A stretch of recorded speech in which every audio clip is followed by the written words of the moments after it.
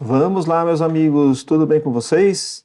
Estamos aqui para mais uma aula de ótica. A aula de hoje é a aula número 17, aula de reflexão total. É a segunda parte da nossa aula de reflexão total. Hoje nós vamos fazer, primeiramente, uma revisão da teoria, que nós já vimos na aula anterior, e vamos fazer um aprofundamento com fenômenos que envolvem reflexão total, que é a miragem e a fibra ótica. A fibra ótica a gente já trabalhou na aula anterior. Hoje a gente vai trabalhar mais a miragem e alguns exercícios um pouquinho mais difíceis aí do que nós fizemos na aula anterior. Então, galera, bora para a vinheta para a gente começar logo essa aula aí.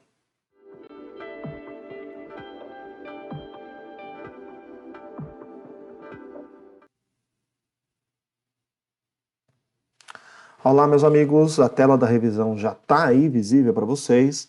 Então vamos lembrar, isso aqui é uma revisão rápida porque nós já vimos isso na aula anterior, tá bom? Então vamos lá, meus queridos. Primeiramente eu quero lembrar que reflexão total é uma coisa que acontece dentro do contexto da refração. Quando o ângulo de incidência for menor do que o ângulo limite, o raio de luz refrata normalmente, ele está passando do mais difícil para o menos difícil, sempre que entra no meio menos difícil, o correto é falar menos refringente, a velocidade da luz aumenta e por isso o ângulo também aumenta, ou seja, o raio se afasta da normal. Isso quando o ângulo de incidência for menor que o ângulo limite. Quando o raio de luz estiver tentando passar do mais difícil para o menos difícil e o ângulo de incidência for igual ao ângulo limite, o que acontece mesmo, galera? O raio de luz ele sai rasante à superfície. Deixa eu deixar essa caneta mais grossa aqui. Ele sai rasante à superfície, tá? De tal maneira em que ele se afasta tanto da normal, que o ângulo de refração acaba sendo um ângulo de 90 graus. Muito bem. E como que a gente determina esse ângulo limite? Então, aqui, ó, o ângulo de incidência está aqui, ele é chamado, nesse caso, de ângulo limite. E como que a gente determina o valor desse ângulo limite? Vimos na aula passada que o seno desse ângulo limite, você vai pegar o n menor e vai dividir pelo n maior. Beleza, galera? Uma vez que você tem esse ângulo, você tem como comparar. Se o ângulo de incidência for menor que esse ângulo limite, cai no caso 1, em que o raio refrata se afastando da normal. Se o ângulo de incidência for igual ao ângulo limite, cai no caso 2, em que o ângulo refrata saindo rasante à superfície.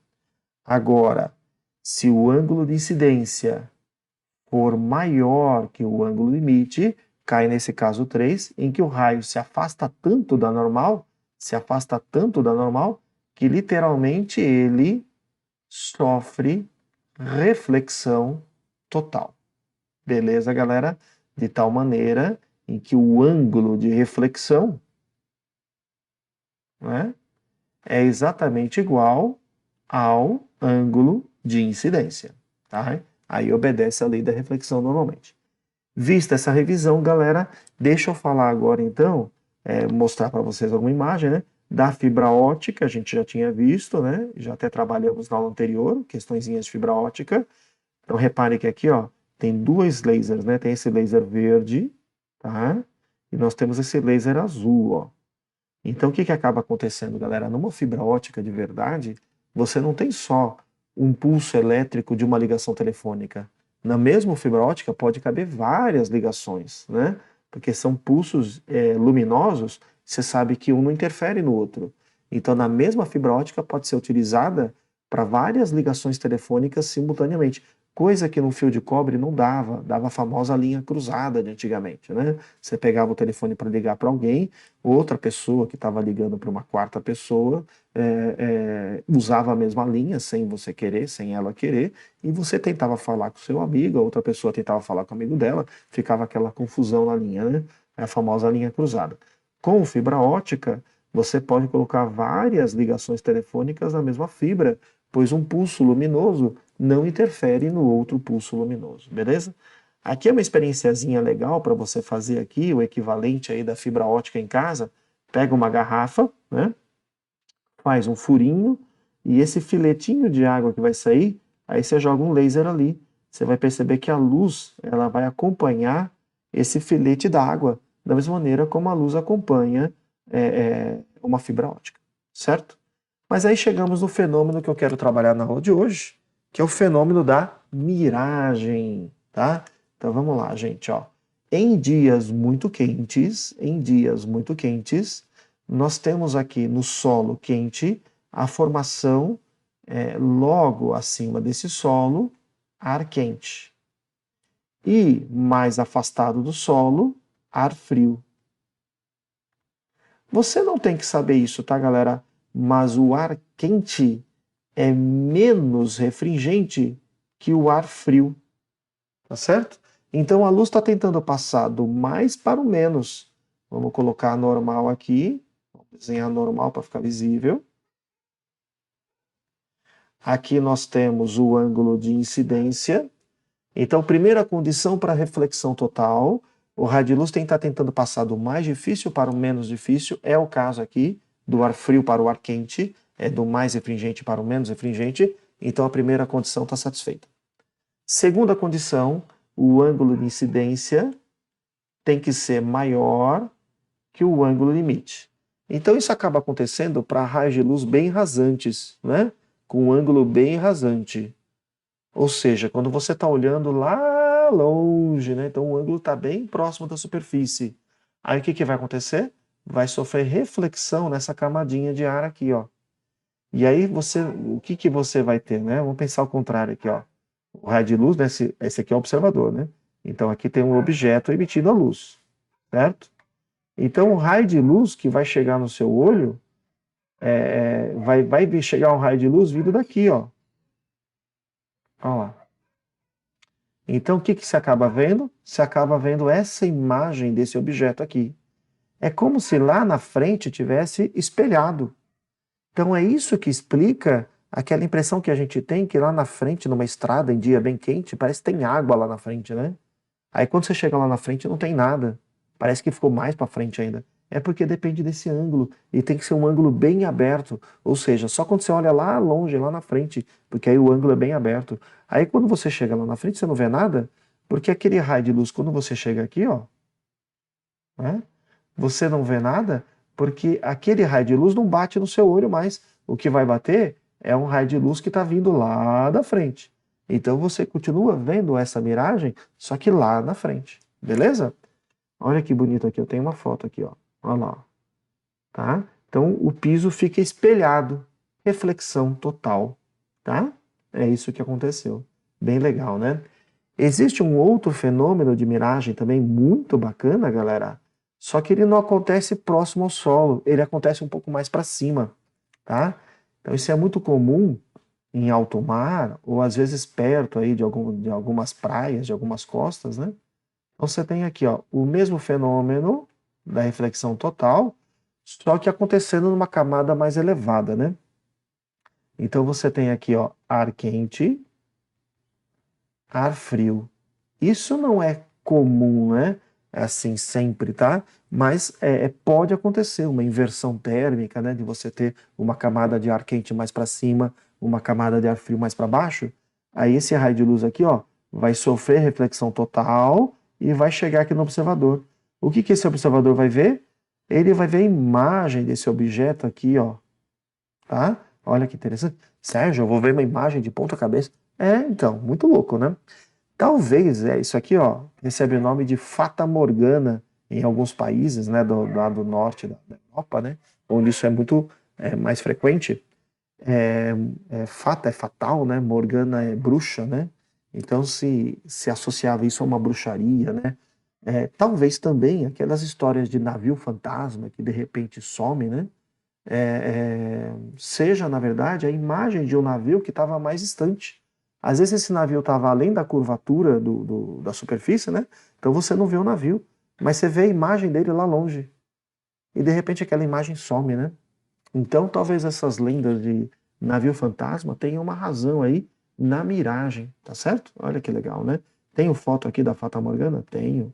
Olha que beleza, ó. Olha esse aqui, ó, tá bem visível, ó. que é uma imagem refletida, ó.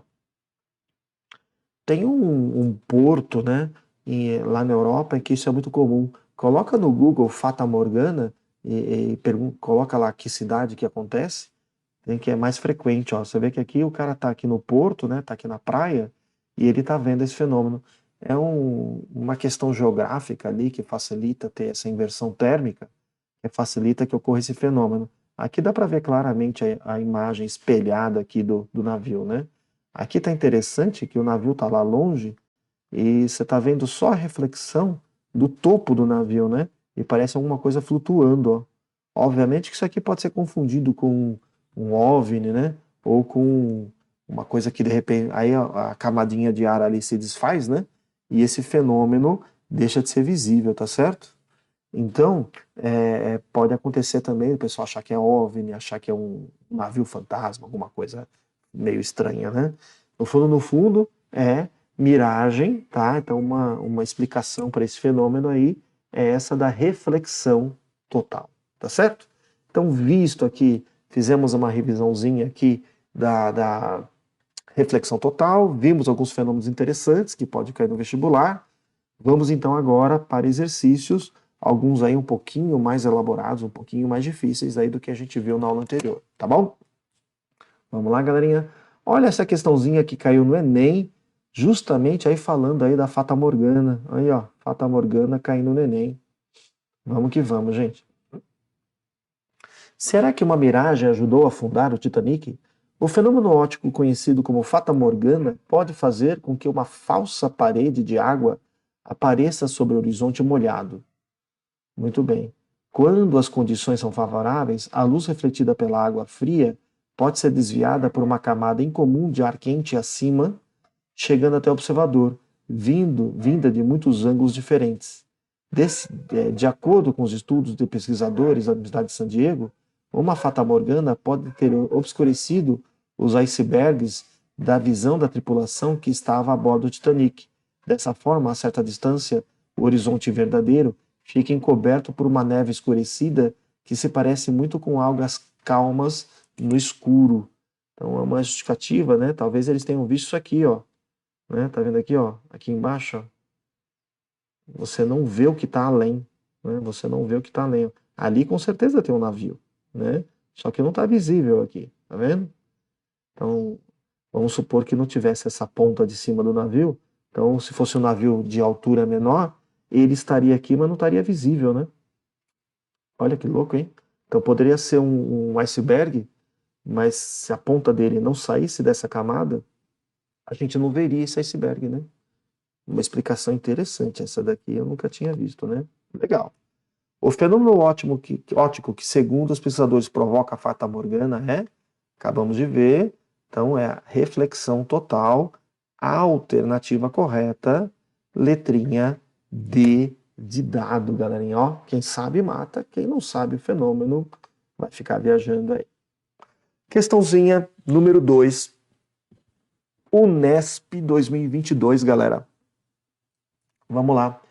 A figura apresenta um raio de luz monocromática propagando-se no ar e incidindo na superfície de um bloco feito de material homogêneo e transparente com ângulo de incidência a 60 graus.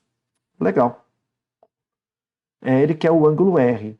Tá? Ah, Sérgio, lei de Snell já mata. Se eu tiver o N do bloco, né? Ele não deu o N do bloco. Ele não deu o N do bloco. Sabendo que o ângulo limite de incidência para a refração da luz nesse bloco para o ar é 30 graus, e considerando os valores indicados na tabela, ele quer saber o ângulo R. Então, ele não deu o N do bloco. A gente vai usar essa história do ângulo limite ser 30 graus para descobrir o N do bloco. Aí depois eu faço a lei de Snell. Então, vamos lá. Ó. Então, primeiro, ó, o ângulo limite, ele falou no exercício que é 30 graus. Então, vamos lembrar a fórmula. Seno do ângulo limite é o N menor sobre o N maior. Tá? Nesse exercício em particular, tá? Seno de 30 graus é igual N menor, você tem o ar e o bloco. Com certeza o ar é o N menor. Então, N do ar e o N do bloco é o N maior, que é o que eu quero achar. Beleza? Então, seno de 30 é meio, n do ar é 1, n do bloco nós vamos descobrir. Multiplicamos em cruz, olha o n do bloco aparecendo aqui, valendo 2. Pronto. Matamos metade do exercício, achamos o n do bloco. Agora vamos para a segunda parte, eu vou usar a lei de Snell, tá? Aqui nessa figura que está aqui. N do ar vezes seno do ângulo de incidência, que é 60 graus, vai ser igual a N do bloco vezes seno do ângulo de refração, que ele chama de ângulo R. É isso, galera. Agora a gente vai trocar letrinha por número. Vamos lá. N do ar, você sabe que vale 1. Seno de 60, raiz de 3 sobre 2. N do bloco vale 2, vezes seno do ângulo R, que é o que nós vamos descobrir. Esse 2 está multiplicando, passa dividindo. Portanto, seno do ângulo R é raiz de 3, passou o 2 aqui para baixo, ó, ficou 2 vezes 2, 4, né? Sobre 4. Olha lá na tabela, galera. Olhando na tabela, raiz de 3 sobre 4. Então, o ângulo R, o ângulo cujo seno é raiz de 3 sobre 4, é 25,6. Então, o ângulo R, 25,6 graus. É isso, galerinha. A alternativa correta, letrinha A, de Eu Amo a Física. Tá certo? Fizemos, então, a questãozinha número 3, número 2. Vamos agora para a questão número 3. Questãozinha, essa daqui já é mais trabalhosinha, hein, galerinha?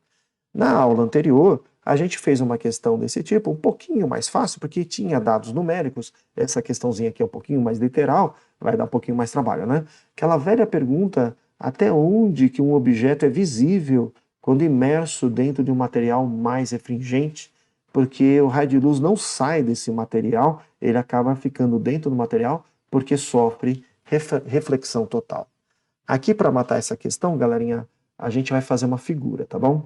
Então, vamos lá. Então, temos aqui, ó, esse meio aqui, ó, nas situações esquematizadas a seguir, uma peça em forma de paralelepípedo ou retângulo feita de cristal transparente. Aqui está essa peça, galera. Tá? Então, aqui está essa peça. A gente vai pintar ela de branco aqui, ó, né, para ficar mais visível aqui, ó, branco. Deixa eu até deixar ela mais grossa, para ficar bem distinguida, é bem fácil de distinguir. Muito bem, pronto. Então, aqui está essa peça. Aí o cara faz o seguinte, ó. A altura dessa peça é 3R. Tá.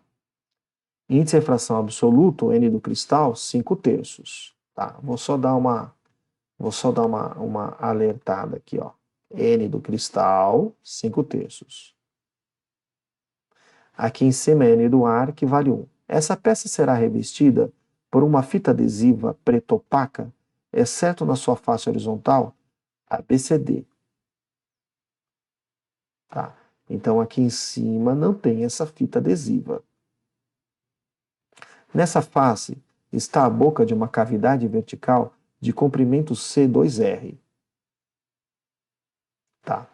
Na qual pode ser alojado sem folgas um bastão luminoso de igual comprimento 2R. Opa, então o cara vai introduzir aqui dentro uma barra luminosa. Eu vou colocar uma barra pintada de amarelo, pode ser? Então vamos desenhar aqui. Vou colocar aqui, ó. Vou fazer essa aqui mais compridinha assim, ó. Pronto, ó. Uma barra e a gente vai pintar ela de amarelo. Pronto. Contorno amarelo também. Pronto. Então eu coloquei essa barra e o comprimento dessa barra, vamos aqui falar aqui o comprimento dessa barra, né? O comprimento dessa barra, o texto afirma que é, aqui na figura também, 2R. Então você já percebeu que eu estou fazendo aqui uma figura esquemática. Muito bem. Feita a introdução do bastão, aplica-se na face ABCD, utilizando-se a mesma fita adesiva, um círculo de raio R centrado com a boca na cavidade. Tá?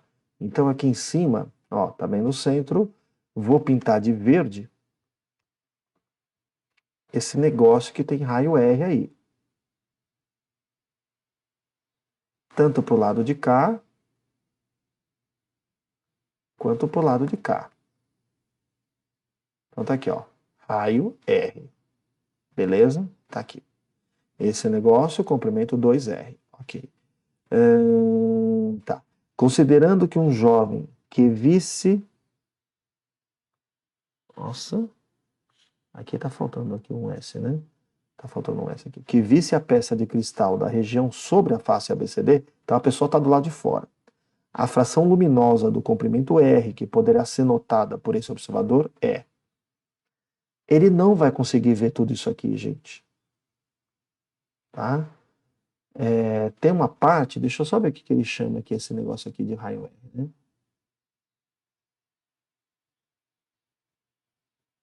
Então, ele colocou aqui uma fita adesiva preta aqui, ó. Então, essa parte aqui, ó, não vai permitir o raio de luz, tá? E por que que não precisa, né? Tudo, né? Então, assim, mesmo sendo R, vai ter uma parte que vai ser visível. Que parte é essa que vai ser visível? Então, lá, tem uma parte dessa barra que vai ser visível, outra parte não. Faz um pinguinho aqui, ó. Então, agora você vai desenhar um raio de luz que vai bater aqui, ó, raspando aqui nessa fita adesiva, tá?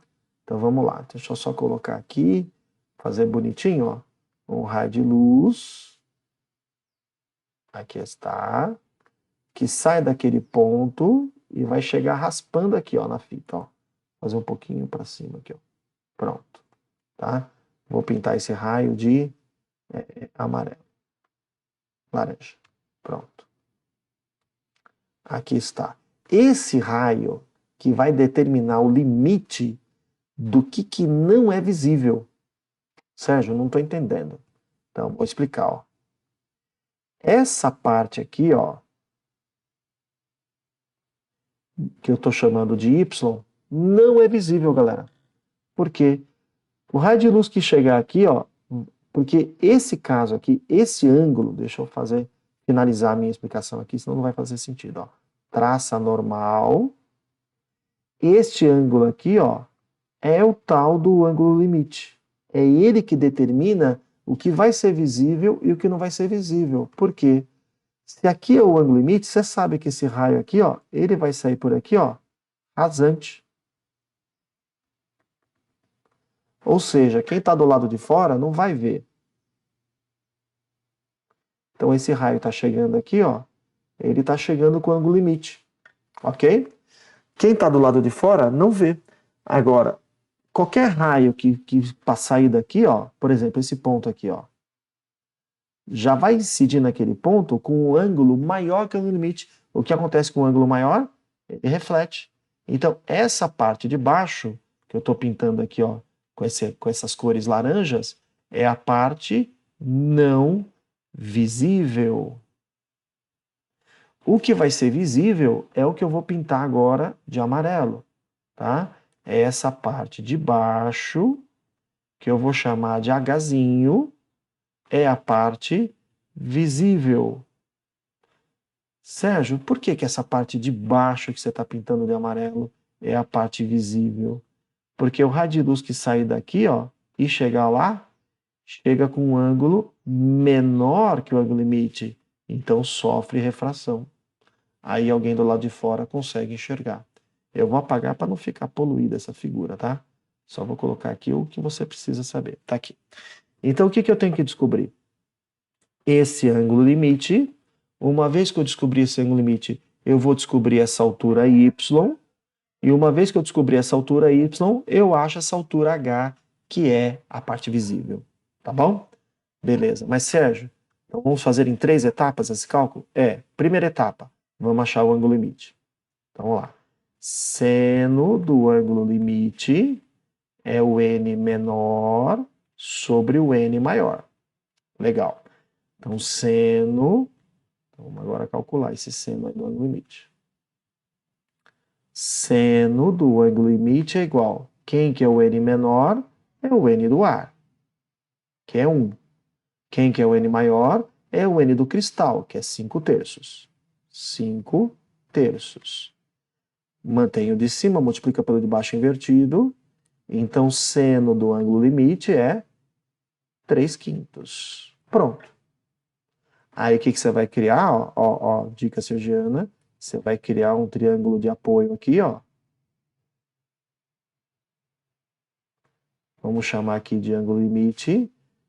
Como é que calcula a seno mesmo? Cateto oposto sobre hipotenusa. Então aqui é 3, aqui é 5, ó. 3/5. Então agora você lembra do triângulo pitagórico. Se aqui é 3 e a hipotenusa é 5, é porque o outro cateto é 4. Então se você precisar de tangente, se você precisar de cosseno, você tira dessa figura aqui. Beleza. Agora que eu achei quem é o ângulo limite, cujo seno é 3/5, eu tenho esse triângulo de apoio aqui, eu vou achar esse lado y da figura, tá? Lembra de alternos internos? Então aqui também é o ângulo limite. Aqui eu tenho um triângulo, tá vendo? Esse cateto oposto vale R e eu quero o cateto adjacente que vale Y. Cateto oposto e cateto adjacente, isso é tangente, galera. Então, segunda parte da resolução, tangente do ângulo limite é igual cateto oposto, que é o lado R, dividido pelo cateto adjacente, que é o lado Y. E tangente do ângulo limite, olha no triângulo de apoio, cateto oposto é 3, cateto adjacente é 4, então desculpa, inverti, é 3/4, né? É 3 sobre 4 é igual a R sobre Y. Vou passar esse Y para lá, então ficou 3Y, multipliquei em cruz, né, galera? Igual a 4R, então Y é 4R sobre 3. Ufa! Agora que você descobriu o valor de y, que é a parte não visível dessa barra, vamos achar esse altura h, que é a parte visível dessa barra. Como é que eu vou fazer isso? Eu sei que y mais o h dá o comprimento todo dessa barra, que é 2r. Tá? Vamos mudar de tela para fazer aqui em cima. Ó. Então vamos lá. Vamos fazer aqui. Ó. Eu sei que y mais o h dá o comprimento todo dessa barra, que é 2R. Então, H vai ficar 2R menos 4R sobre 3. Tá certo? Acho que eu vou ter que apagar essa parte de baixo aqui, gente. Tá? Então, H é igual a... Aí nós tiramos aqui, ó, o mínimo, que é 3, divide pelo de baixo, que é 1, vezes 2, dá 6R menos 4R. E aqui eu vou apagar só para colocar a resposta, gente. Ó. Então, vamos lá. Então, esta altura H, que é a parte visível, vai dar 2R sobre 3. 2R sobre 3, a alternativa correta, letrinha D de dado. Somente os raios que saírem dessa parte de baixo da figura, agora eu vou fazer mais bonitinho agora, gente. Somente os raios saírem dessa parte de baixo da figura, reparem, vão chegar naquele ponto com um ângulo menor que o ângulo limite, e aí quando um raio chega com um ângulo menor, ele refrata para o outro lado, não é? Então ele vai sofrer refração, por isso que essa parte aqui, alguém que está aqui fora, vai conseguir enxergar o que está abaixo desse ponto aqui. Tá bom? A alternativa correta, letrinha D de dado. Vamos então agora para o último exercício dessa nossa aula, tá? Um exercício já um pouquinho mais trabalhoso também. Vamos por partes que a gente vai pensando e vai fazendo junto aqui, tá bom? Vamos lá. Aqui uma questãozinha de fibra ótica. Então vamos lá. Tecnologias utilizando os cabos de fibra ótica estão cada vez mais disseminadas, comparecendo nas telecomunicações em diversos equipamentos avançados e na medicina diagnóstica. Basicamente, uma fibra ótica é um fio finíssimo, feito de material transparente, o núcleo, envolvido por uma camada também transparente, porém menos refringente. Né? Então você tem aqui o núcleo e a casca. O núcleo é o mais difícil, a casca é o menos. Então sempre que a luz está tentando passar do mais para o menos, Pode ser que ela refrate para o outro lado, pode ser que ela saia rasante, ou pode ser que ela sofra reflexão, certo? Se o ângulo de incidência aqui, ó, tá? Vou chamar de ângulo I. Se esse ângulo de incidência não ficou visível, né? Vou pintar de preto, então. Se esse ângulo de incidência aqui, ó, que eu vou desenhar aqui, ó, é o ângulo I, for maior que o ângulo limite, o que acontece? Reflexão total. Então, agora que a gente lembrou, continuando. Considere um trecho de uma fibra óptica representado em corte a seguir, no qual um estreito pincel cilíndrico de luz magnética proveniente do ar, cujo N vale 1, é injetado no núcleo com um ângulo alfa de 60 graus. Então, ele está falando que esse carinha aqui é 60 graus. Esse pincel refrata com o ângulo beta, sofrendo sucessivas reflexões totais nas paredes internas de contato com a casca. Ele está te dando que o N do núcleo é raiz de 3. Opa! Então eu consigo achar esse ângulo beta aqui, galera. Vamos lá? Então, primeiro vamos achar esse ângulo beta que ele não deu no exercício, né? Então vamos lá. N do meio de fora, que é o ar, vezes seno do ângulo de fora, que é 60 graus, é igual o N do núcleo, porque a luz está incidindo aqui no núcleo, vezes seno do ângulo lá dentro, que ele chama de beta. N do ar, você sabe que vale 1. Seno de 60, você sabe que é raiz de 3 sobre 2. O N do núcleo deu aqui, ó, raiz de 3, vezes seno do ângulo beta. Cortou, cortou. Então, seno do ângulo beta é 1 sobre 2.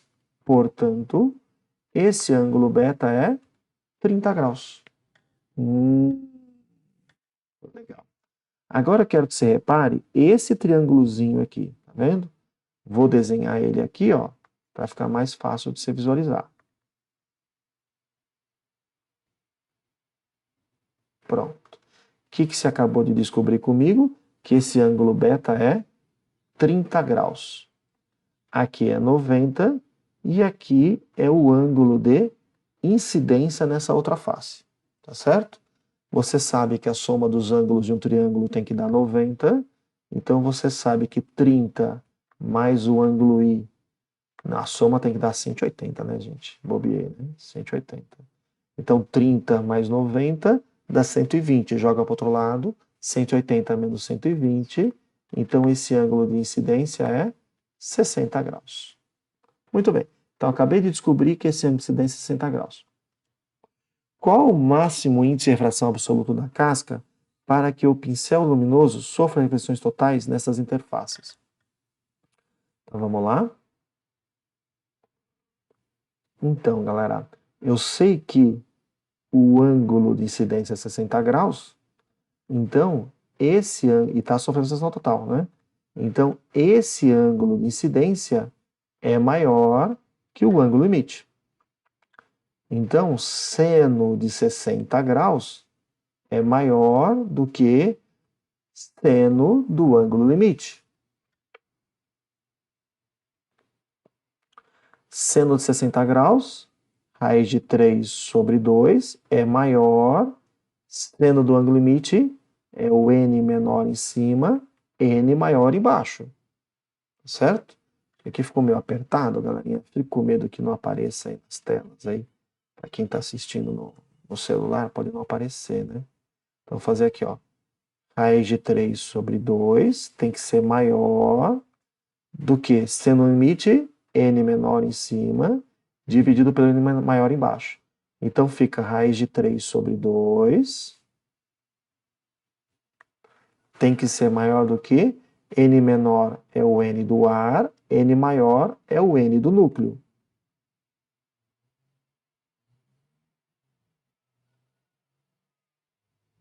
Desculpa, é n da casca, né? Porque agora está passando do núcleo para a casca, né?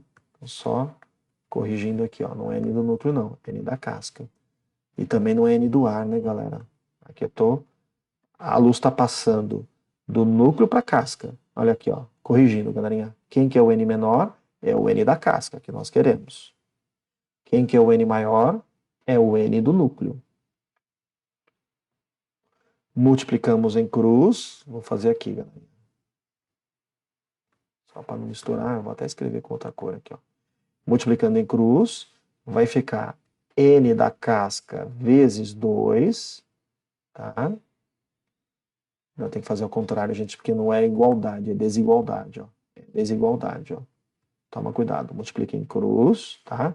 Tá aqui, ó, N do núcleo vezes raiz de 3. N do núcleo vezes raiz de 3 tem que ser maior. Se fosse igual, não faria diferença quem que se escrevia primeiro, mas como tem a desigualdade, galerinha, esse cara pula para lá, ó, ou a desigualdade, a boca de jacaré continua virada para a esquerda. Toma cuidado, aí pra você não errar. É igual N da casca vezes 2. N da casca vezes 2. Então, o N do núcleo foi dado aqui, é raiz de 3, tá certo? Então, aqui, ó, raiz de 3 vezes raiz de 3 tem que ser maior que N da casca sobre 2. Raiz de 3 vezes raiz de 3 dá 3. E aquele 2 que está do outro lado multiplicando, passa para cá dividindo, é maior que N da casca. Ou seja, N da casca, ó, então 3 sobre 2 é maior que N da casca. Falando a mesma coisa ao contrário, então N da casca tem que ser menor do que 1,5, tá? Então no limite, igual a 1,5 ele sai rasante. Então ele vai acompanhar a fibra ótica, tá? Então aqui, ó, no limite tem que ser um pouquinho menor que 1,5, tá? 1,499999 já tá bom, tá? Então no limite, letrinha C de cavalo, tá? É o limite para que ele saia rasante. Tá certo? É isso aí, meus amigos. Então terminamos a nossa aula de refração, já de aprofundamento, tá? Quero mandar um grande abraço a todos os amigos que estão acompanhando nossas aulas de ótica aí. Perseverem nos estudos, contem comigo, tá? E se inscrevam no canal, divulguem o meu trabalho, aquela história toda lá, né? O pacote youtubístico aí. Clica no sininho, ativa aí o sininho, clica aí no joinha, tá bom? Um grande abraço a vocês, até a próxima aula, galerinha. Valeu, tchau, tchau.